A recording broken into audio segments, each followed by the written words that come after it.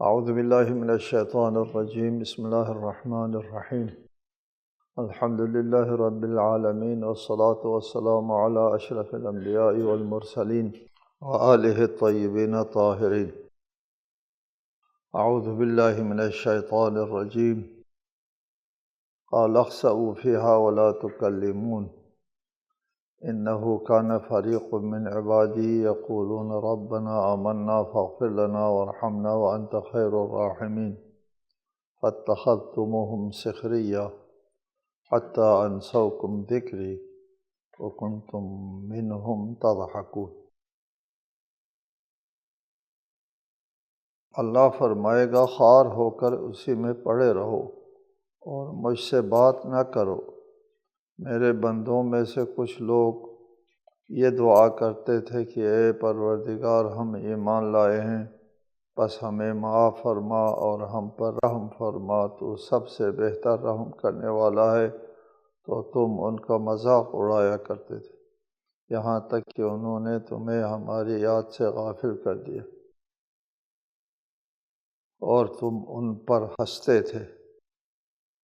اہل جہنم کا ذکر ہے کہ وہ جب جہنم میں وارد ہو جائیں گے تو وہ اللہ سے التجا کریں گے، اخرجنا منہا، ہم کو اس آتش سے نکالیں، کیونکہ ان کو یہ علم ہو گیا ہے کہ یہاں کہ کیا چیز لے کر آنا چاہیے تھا۔ اس کا علم ہونے پر وہ یہ خواہش کرتے ہیں کہ ہم کو یہاں سے ایک مرتبہ اور نکال کر ایک موقع اور دے دیں، تاکہ جس چیز کی یہاں کے لیے ضرورت تھی وہ چیز ہم لے کر آئیں۔ اخرجنا منہا فإن عدنا، اگر ہم نے پھر وہی ظلم و زیادتی اور تکذیب کی، پھر اس وقت ہم ظالم ہوں گے، بے شک اس وقت آپ عذاب کریں۔ ابھی ایک مرتبہ ہم کو موقع دے دے کہ ہم وہ عمل صالح جو کرنا چاہیے تھا نہیں کیا، وہ کر کے آ جائے۔ قال، ان کے جواب میں یہ کہا جائے گا، اخسؤ، خوار ہو کر کے رہ جاؤ۔ یعنی الاخصاء جو ہے وہ ذلیل ہونا، خوار ہونے کو کہتے ہیں۔ ولا تکلمون، مجھ سے بات نہ کرو۔ یہ لا تکلمون، بات نہ کرو، حکم تکوینی ہے، وہ پھر بات نہیں کر سکیں گے، اس کے بعد بات کرنے کی کوشش کریں گے لیکن وہ بات کر نہیں پائیں گے۔ انہ کان فریق من عبادی یقولون ربنا آمنا فاغفر لنا وارحمنا وانت خیر الراحمین، میرے بندوں میں سے ایک فریق، ایک گروہ جو ہے وہ دنیا کی زندگی میں یقولون، کہا کرتے تھے، ربنا، ہمارا مالک، آمنا، ہم ایمان لے آئے ہیں، فاغفر لنا وارحمنا، ہم کو معاف کر دیں، بخش دیں اور ہم پر رحم کریں، وانت خیر الراحمین، تو رحم کرنے والوں میں سب سے بہتر رحم کرنے والا ہے۔ ایمان والے یہ کہتے تھے کہ ہم ایمان لے آئے ہیں، پس نتیجتاً ہم کو بخش دیں۔ اس لیے ایمان لانے والے سمجھتے ہیں کہ ایمان جو گزشتہ تمام جو کفر کے حالت میں جو گناہ ہے ان سب کے لیے کفارہ ہے، ایمان لے آنا کفارہ ہے۔ جیسے ایمان لے آیا، ایمان لاتے ہی گزشتہ کفر اور شرک کے زمانے میں جو بھی گناہ سرزد ہوا ہے سب معاف ہو جائیں گے۔ مومن اس راز کو سمجھتا ہے، اس لیے وہ یہ دعا کرتا ہے کہ اب میں ایمان لے آیا ہوں، میرے گزشتہ تمام گناہوں کو معاف کر دے، فاغفر لنا وارحمنا وانت خیر الراحمین، اور پھر ہم پر رحم فرما، گزشتہ کے لیے معاف فرما اور آئندہ کے لیے رحم فرما، اپنے رحمت کے زیر سایہ رکھ آئندہ کے لیے۔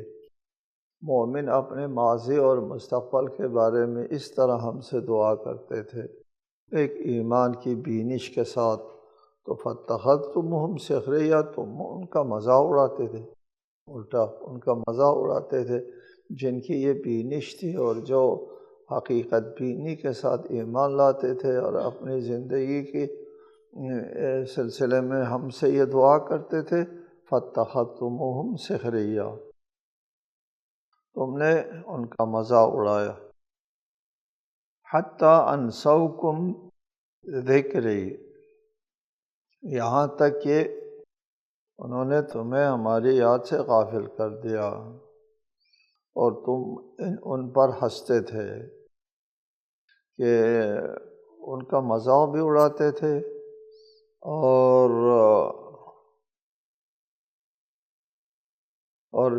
زیادہ خدا کو بھلا دیا، اور پھر ان پر ہنستے بھی تھے۔ دنیاوی زندگی میں مومنین کا مذاق اڑاتے تھے، مومنین پر تم لوگ ہنسا کرتے تھے، آج بات نہ کرو مجھ سے، اللہ تعالیٰ فرمائے گا انی جزیتہم اليوم بما صبروا، آج میں نے ان کو صبر کا انہیں یہ بدلہ دیا کہ وہی لوگ کامیاب ہے، انہم هم الفائزون، انی جزیتہم اليوم، آج میں نے ان کو جزا دی ہے بما صبروا، دنیا کی زندگی میں تمہارے ہنسی مذاق اور تمہارے تمسخر اور تمہارے ذلت عامہ سلوک کے مقابلے میں ان لوگوں نے جو صبر کیا، تحمل کیا، برداشت کیا، اس کے مقابلے کی ہم نے آج ان کو جزا دی ہے بما صبر،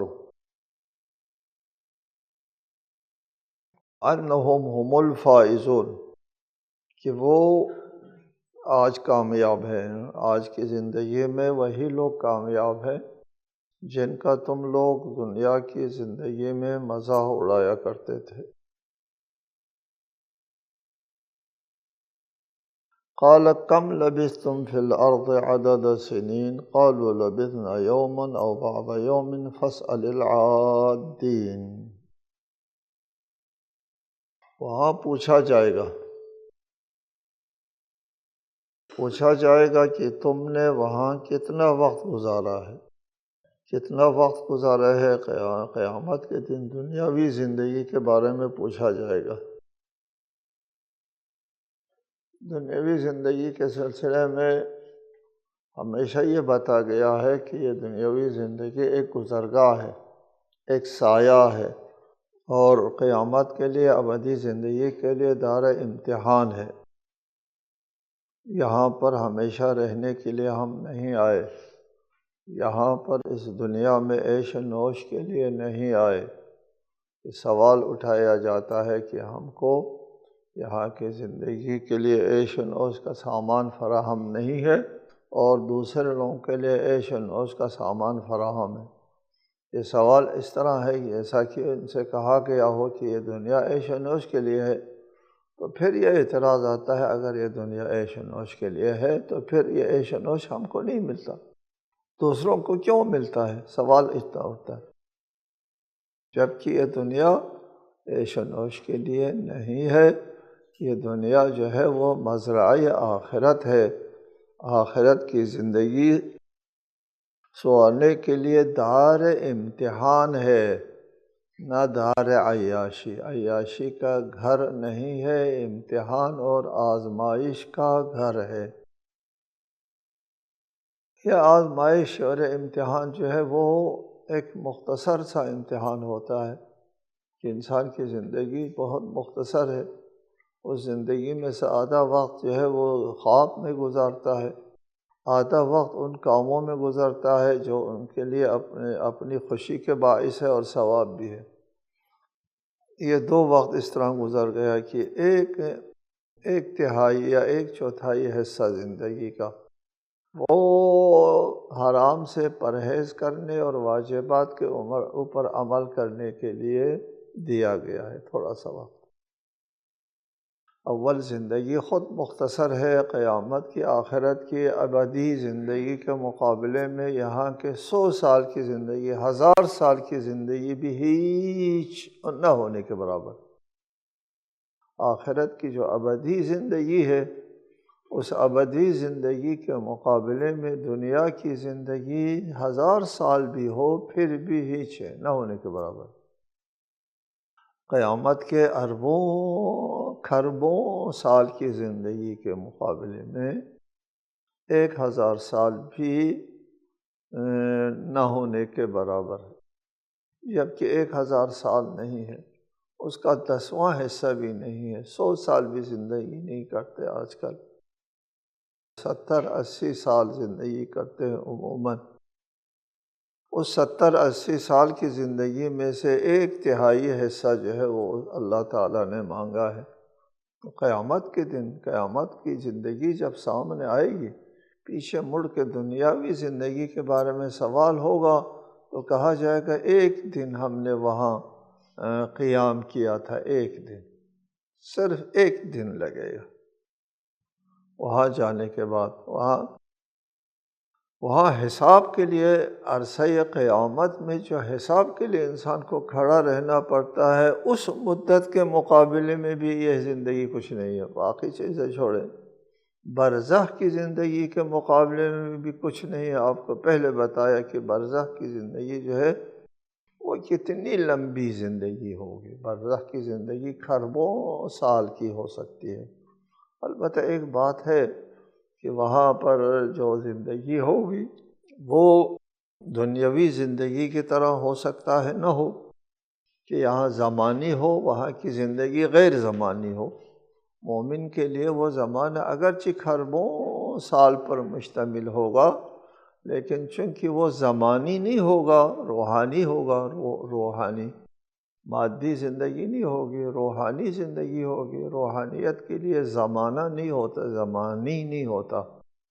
اس لیے ہو سکتا ہے برزخ کی زندگی غیر زمانی ہو، اور خواہ کتنی لمبی مدت کیوں نہ ہو، پھر بھی انسان کے لیے وہ مدت جو ہے لمبی نہ لگے برزخ کی زندگی۔ اور اسی لیے سوال ہوتا ہے کہ برزخ میں کتنی دیر ٹھہرے ہیں، تو پھر کہا جائے گا کہ تھوڑی دیر ہم ٹھہرے ہیں برزخ میں۔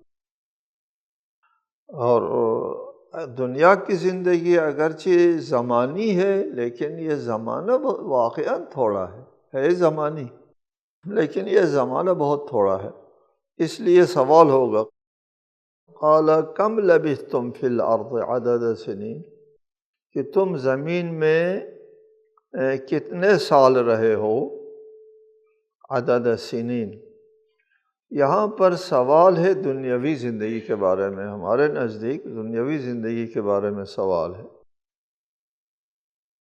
بعض اعاظم مفسرین نے فرمایا ہے کہ یہ برزخی زندگی کے بارے میں سوال ہے، لیکن یہاں پر چونکہ فی الارض کہا ہے، فی الارض زمین پر، لہٰذا زمین پر زندگی جب کہا گیا تو پھر اس سے معلوم ہوتا ہے کہ یہ دنیاوی زندگی ہے، دنیاوی زندگی کے بارے میں پوچھا گیا ہے۔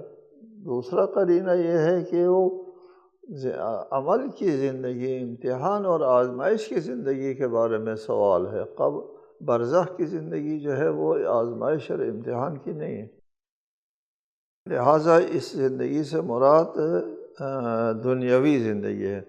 قالوا، وہ جواب دیں گے، لبثنا یوما او بعض یوم فاسأل العادین، ہم ایک دن یا ایک دن کا کچھ حصہ ہم نے زندگی کی ہے زمین میں، زمین میں ایک دن یا ایک دن کا کچھ حصہ۔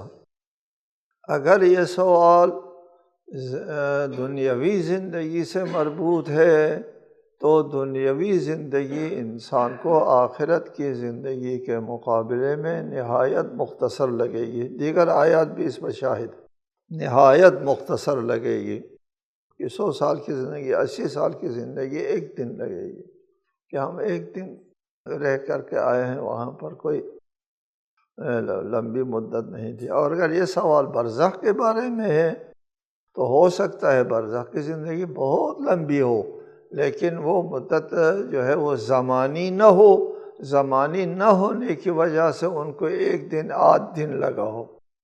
اگر دنیاوی زندگی کے بارے میں سوال ہے تو دنیاوی زندگی مختصر ہی ہے، اس لیے ایک دن لگتی ہے، اور اگر برزخی زندگی کے بارے میں سوال ہو تو برزخی زندگی غیر زمانی ہونے کی وجہ سے ایک دن لگے، دونوں ہو سکتا ہے۔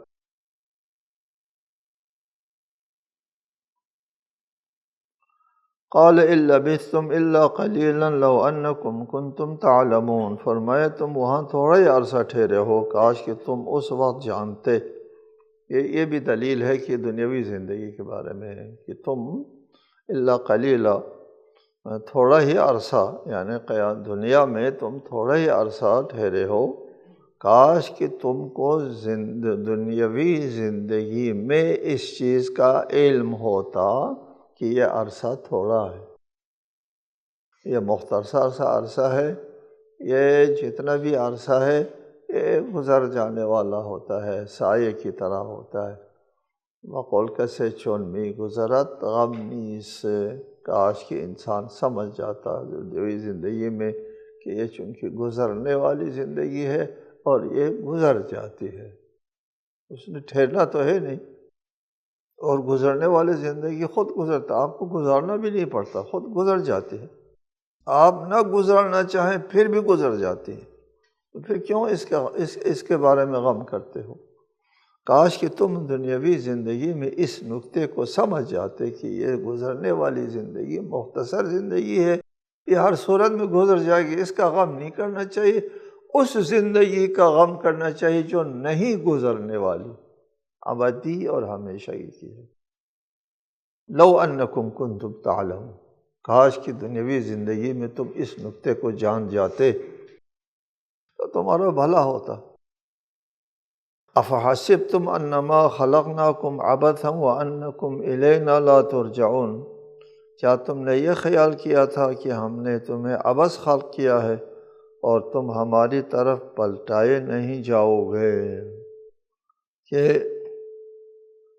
کیا تم یہ خیال کرتے ہو کہ ہم نے تم کو عبث خلق کیا ہے؟ عبث، بیہودہ، کھیل، اس طرح خیال کرتے ہو؟ وَأَنَّكُمْ إِلَيْنَا لَا تُرْجَعُونَ، اگر کوئی قیامت نہیں ہے، کوئی عدل انصاف نہیں، کوئی سزا و جزا نہیں ہے تو پھر یہ زندگی عبث ہو کر کے رہ جاتی ہے۔ ایک بات ہم ہمیشہ آپ لوگوں سے کرتے ہیں کہ دو قسم کا تصور زندگی ہے، ایک مادی تصور زندگی اور ایک الہی تصور زندگی۔ مادی تصور زندگی کے مطابق کہ یہ پوچھا جائے کہ تمہاری زندگی کا کیا مقصد ہے، تو مادی تصور زندگی والا کہتا ہے کیا کوئی بھی مقصد نہیں، بس وقت گزارنا ہے۔ یار تم کہاں سے آیا اور کہاں جانا ہے اور تم نے یہاں کیا کرنا ہے؟ یہ کہیں سے بھی نہیں آیا اور کہیں بھی نہیں جانا اور یہاں بھی کچھ نہیں کرنا ہے۔ وہ تیرے زندگی میں جو نشیب و فراز ہے اس کا کیا فلسفہ ہے؟ میرے زندگی میں جو نشیب و فراز ہے وہ طبیعت کا میرے ساتھ ایک کھیل ہے، میں طبیعت اور نیچر کے ہاتھوں میں ایک کھلونا ہوں، وہ میرے ساتھ کھیل لیتا ہے اور کچھ نہیں، اس کے پیچھے کوئی فلسفہ، کوئی حکمت، کوئی غرض و غایت کچھ نہیں ہے، ایک کھلونا ہوں۔ مادی تصور زندگی، ایک کھلونا ہوں، طبیعت اور نیچر جو ہے وہ اس کے ساتھ کھیلا کرتا ہے اور اس کے ہاتھ میں ایک کھلونا کے سوا کچھ نہیں ہوں، اور پھر درد دکھ سہ کر مر جاتا ہوں اور زمین میں دفن ہو جاتا ہوں، نیست و نابود ہو جاتا ہوں۔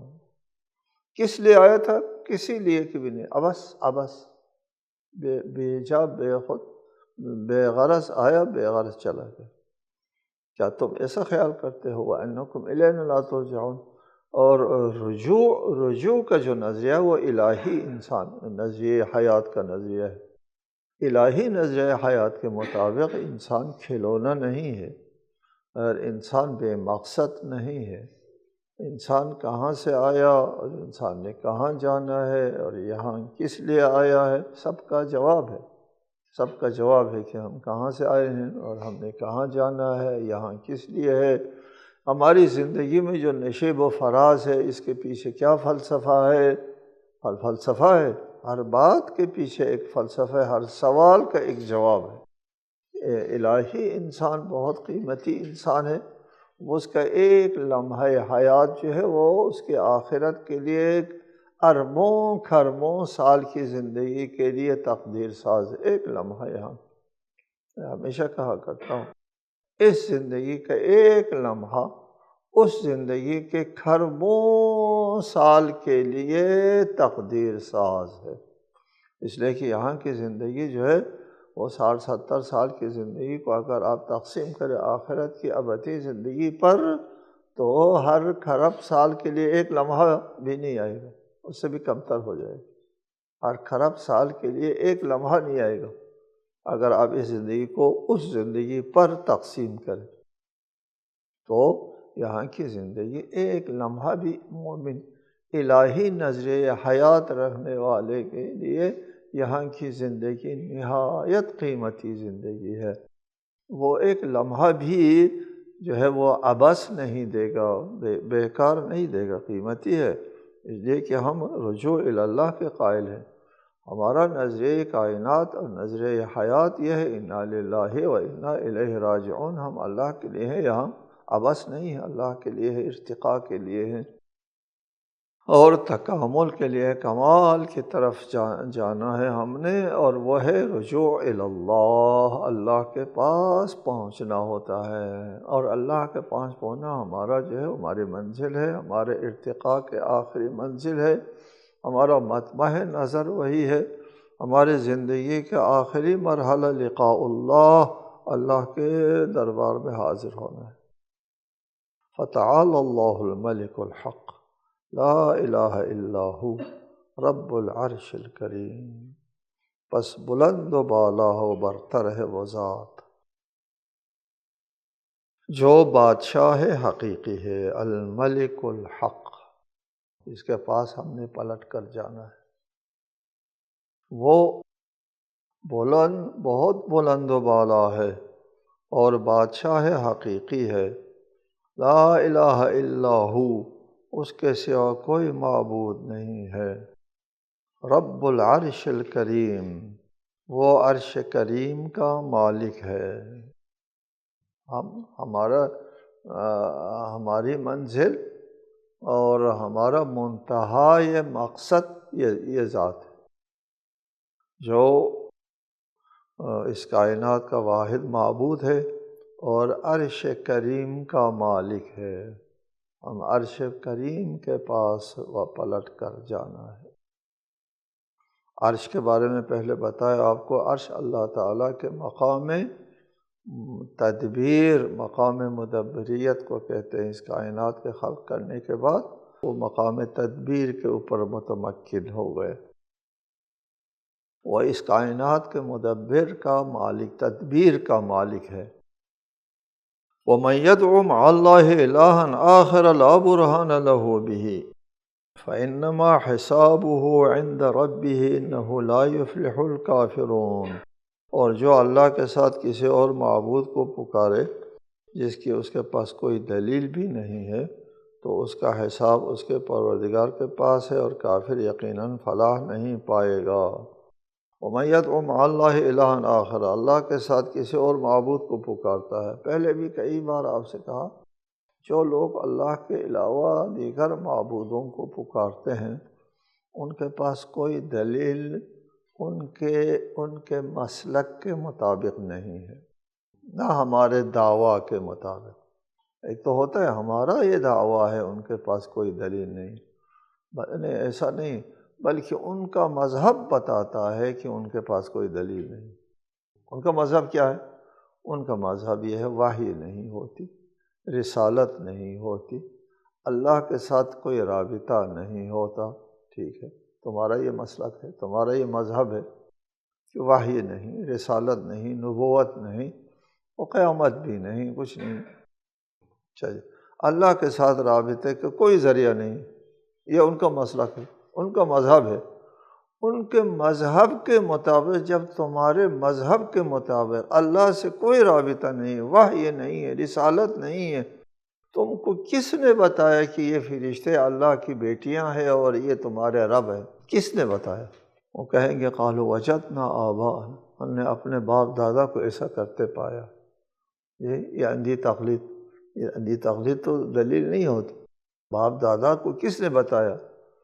بس وہ باپ دادا کو، ہمارے باپ دادا حق پر تھے، دلیل کیا ہے؟ دلیل کوئی نہیں، باپ دادا کے حق پر ہونے کوئی دلیل نہیں۔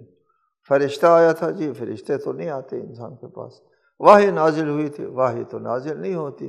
کوئی رسول آیا تھا، انہوں نے بتایا کہ ان کو اللہ نے بیٹیاں بنائی اور معبود بنایا تمہارے لیے، نہیں، وہ بھی نہیں۔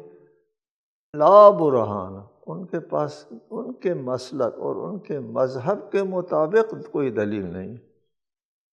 فإنما حسابه عند ربه، اس شخص کا حساب جو ہے وہ اللہ تعالیٰ کے پاس ہے، جو غیر اللہ کو پکارتا ہے اس شخص کا حساب۔ انہ لا یفلح الکافرون، کافر کے لیے کوئی کامیابی کی امید نہیں ہے۔ اس کے بعد فرمایا وَقُلْ رَبِّ اغْفِرْ وَارْحَمْ وَأَنْتَ خَيْرُ الرَّاحِمِينَ، اے رسول کہہ دیجئے میرے پروردگار معاف فرما اور رحم فرما، اور تو سب سے بہتر رحم کرنے والا ہے۔ رسالت معاف کے لیے وقتاً فوقتاً، اور انبیاء کے لیے بھی وقتاً فوقتاً حکم ہوتا ہے کہ مغفرت کی دعا کرو۔ مغفرت کی دعا کرو۔ اس سے ہم لوگ یہ گمان کرتے ہیں چونکہ ہم لوگ گناہ کرتے ہیں، غلطی کرتے ہیں، اور غلطی کرنے کے بعد اس غلطی کے لیے معافی مانگتے ہیں، تو ہم اپنے اوپر قیاس کر کے کہتے ہیں کہ انبیاء کیوں معافی مانگتے ہیں، انہوں نے گناہ نہیں کیا۔ ایسا نہیں ہوتا، انبیاء کا استغفار گناہ سے نہیں ہوتا، انبیاء کا استغفار عبودیت اور بندگی کا حصہ ہے۔ بندگی کا کیا حصہ ہے؟ انبیاء یہ سمجھتے ہیں ہم نے عبادت کا حق ادا نہیں کیا، ہم کو معاف کر۔ السلام علیکم ورحمۃ اللہ۔